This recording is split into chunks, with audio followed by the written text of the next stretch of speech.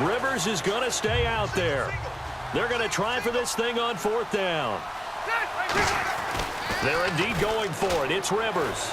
Deep drop. He's going to look deep down the field. And that's caught inside the 35.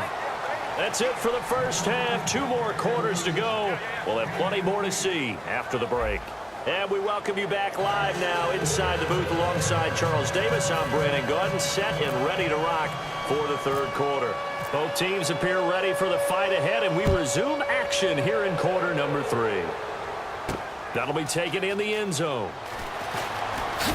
And he'll take it back to about the 19-yard line. The Seattle now ready to march onto the field. They built a good first half lead. Now they have a chance to add on to it. And what I'm thinking is that the offensive staff spent the entire halftime just working with them on, here's what we think they're going to do to attack us in the second half. Nice first half that we've had, guys, but be prepared for some change-ups. We're going to see them when we kick it off in the second half. See how they handle any adjustments that might be made defensively.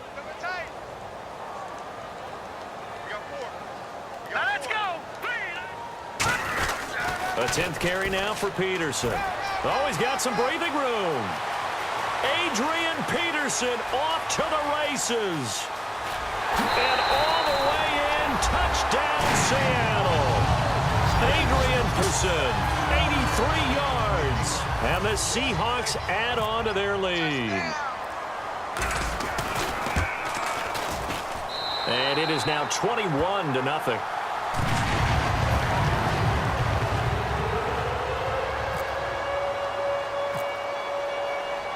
Boswell now to kick it away after the touchdown.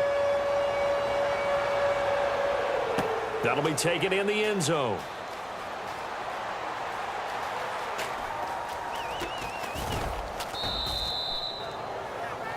Now we take a glance at the offense as they work their way back out for their first possession of the second half. They're down in this game. A chance for the offense, though, to put something on the board, get some momentum here in half 2.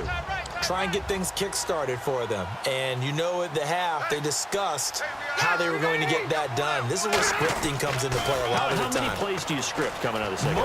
Most of the time in the first half, you're scripting 12 to 16. I think in the second half, you're really scripting more like 8 to 10. Kind of a starter or an opener, whatever terminology they use, just something to get you off to a quick start. And quickly, they get to the line.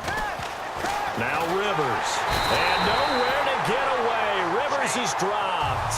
Cam Chancellor in there to drop him, and it'll be a loss of about 8. A nickel look by Seattle on 3rd down. Yep, 5 defensive backs now. And not a blitz there, but still able to get there from a strong safety position. And pressure coming, and they got him once again. Well, they went with a nickel. They throw in an extra defensive back. Coverage was very good. Yeah, it was exactly as you would expect. A passing down, you bring in the nickel package. Just as you described, the coverage was excellent and allowed one of their linemen to end up getting to the quarterback. On 3rd down, Rivers. He's got a man complete. A really good pickup of 28 yards. And at this stage, down in the second half, looks like they just wanted to find a way to get it in the hands of their playmaker, and they did. I think you're exactly right. I don't think the coordinator's looking at his play sheet and trying to figure out which play will work well. He's trying to figure out how to get the ball to the playmaker that you just described. Looking down at that sheet, you find people plays, not necessarily X's and O's, and that's exactly what they did there. The Pro Bowler Odell Beckham, the intended receiver. That'll bring up 2nd down.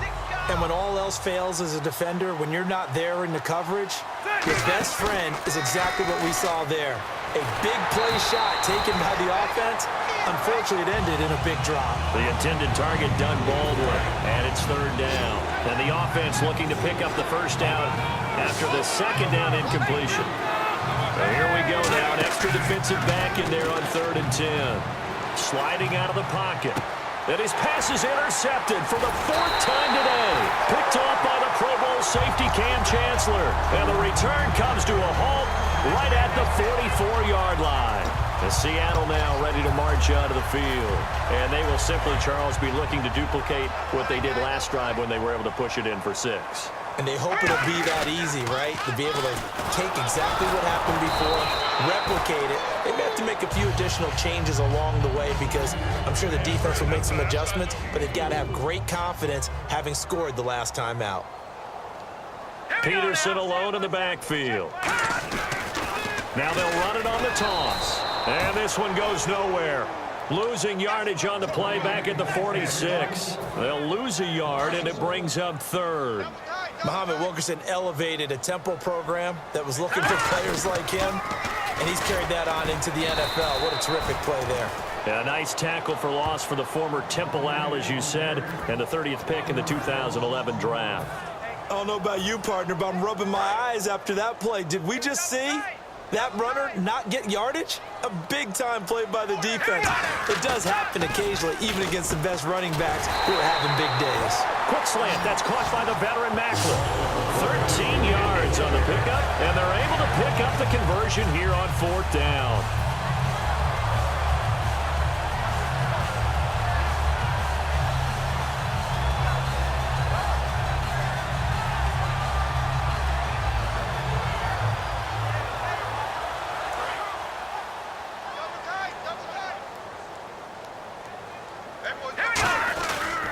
First down, here's a run with Peterson. It's a loss of 2 there, bringing up 2nd down. I saw Von Miller in college at Texas A&M, and all I kept hearing about was his speed off the edge to the quarterback. But what impressed me, his balance and his ability to take on blocks and be a force in the run game, as we just saw there. And they'll lose a yard that time, and that's going to lead to a 3rd down. Well, Brandon, he's had a great day, and sometimes that just happens. It is the NFL. They will make some plays against you. Back now in Seattle, Washington. A lot of happy faces in the crowd at this point as their guys have a big lead here to start quarter number 4. And here comes play number 6 on this drive.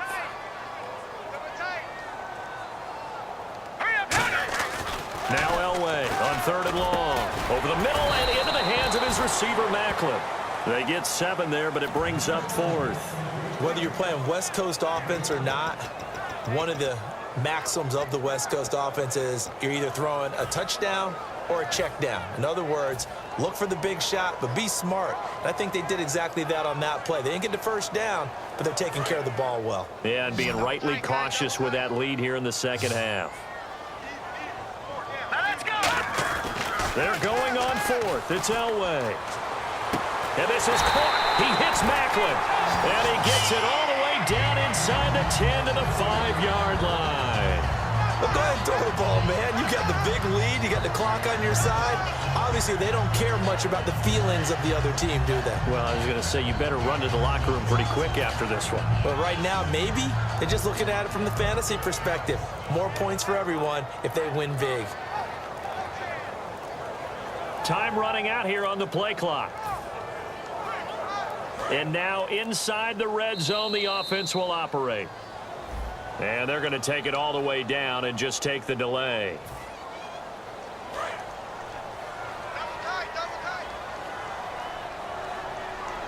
First and goal. Defense with their backs against the wall. And for one of the few times here today, this run's not going to go anywhere. No gain on the play that time, and it sets up 2nd and goal. The 4th quarter here, they've got the lead. They want to keep it on the ground. That's what they're doing. Smart football. Keep the clock grinding. Keep it going. But you got to figure now, they're going to see more people stacked up at the line of scrimmage as they try and bleed it out.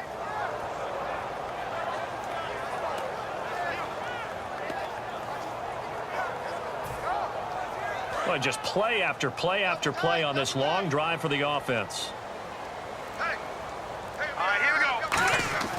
3rd and goal, Elway. And this is caught. Jeremy Macklin. It'll be a gain of 8, but it'll also lead to a 4th down. Time for a break. We'll come back and wrap up garbage time after this. Now, whistles come in. We're going to get a timeout here by the offense. It's just their first. They've got 2 more to use here in the final stages. And I guess not content to get another 3 here late. They'll try to add 6 more as they go on 4th and goal. And they're going to go for this thing. They're not going to leave anything to chance. They're going to roll the dice on 4th and goal. They'll try and throw for it with Elway. And it is is incomplete. They're turned away on 4th and goal. And the ball will go over on the goal line stand. Now this offense ready to take over again. They're down big here late. I don't know. You just one last drive here for pride? Some people like to do that.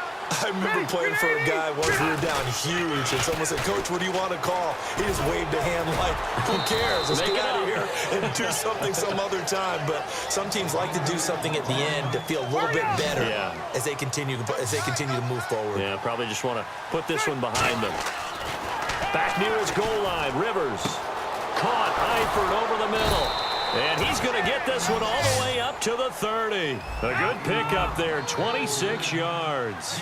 And that's one of his advantages of a passer, is it not? With his height, setting back there in the pocket, firing it over the middle, he can really see everything. And my goodness, another interception. Deion Sanders, the Hall of Famer, with a pick. The Seahawks offense now, they get ready to come back onto the field. They have the big lead here late. They protected their home turf well, didn't they? They certainly did, partner. And just think about how good that feels, because every team has a goal when they start the year to win at home. All right, and sometimes you don't win all of them, but they managed to get that done today. Just think about your routine stays the same. Everything's familiar. You feel right going into the game, and they translated that into a win. They did indeed. They protected the home field, and now the final stages. But it was stopped on that play. We've had plenty of carries all afternoon. Every now and then the defense is going to win one, but I don't think they'll shy away from handing it to them the rest of the game. Again, Peterson. And he'll lose yardage here, back at the 41. He lost 4 there, and it's 3rd down. Oftentimes when a guy has a game like this, he's going to take his offensive line out to dinner afterwards. But after a play like that, he may tell them, instead of getting the steaks, guys, we might have to go for the hot dogs.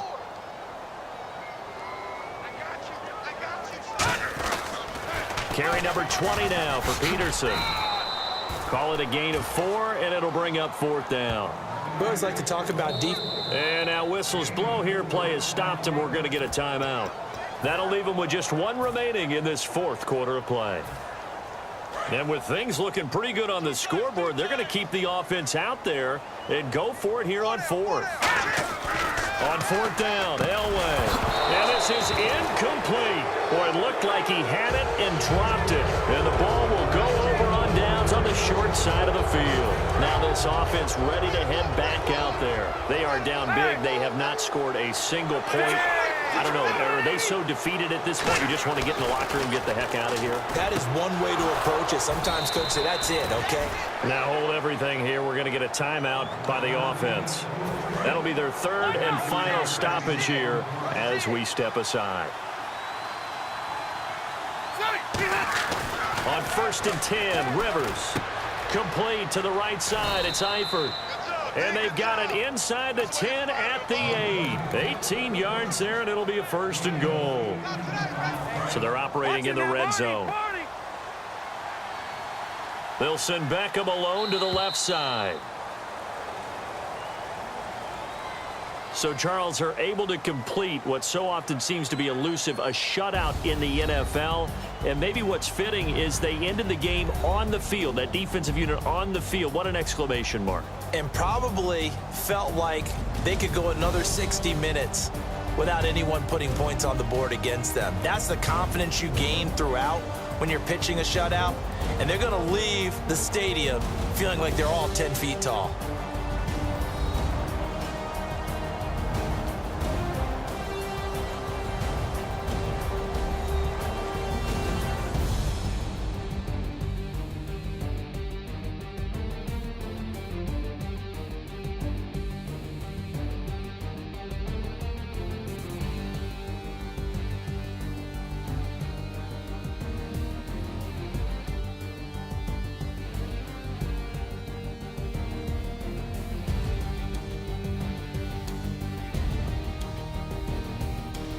So that'll do it for Charles Davis, the rest of our crew. I'm Brandon Gaudin. This has been a presentation of Madden Ultimate Team on EA Sports. For more, log on to easports.com. It's a win for the Seahawks here as we say so long from Seattle.